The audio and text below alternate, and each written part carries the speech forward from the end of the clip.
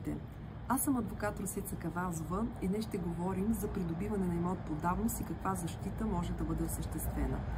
Към нашата кантора се обърна клиент, който след като прави опит да извади скица на имота си в службата по геодезия, картография и кадастър, му е било отказано да получи такава, защото се оказва, че същият не е фигурирал като собственик.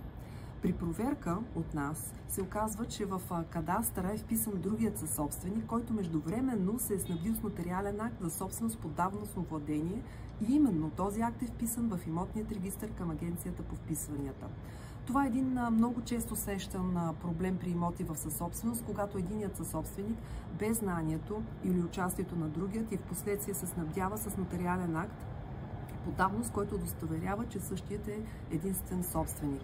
Затова нотариалният акт може да бъде оспорен, ако давността не е била реално на лице. Основното средство за защита е да се заведе иск за собственост срещу лицето, което се е снабдило с нотариалният акт. Съдът съответно проверява дали е на лице владение и ако липсва някой от условията, нотариалният акт се отменя, обезсилва се и се възстановява правото на собственост. Вие бяхте с мен адвокат Росица Кавазова.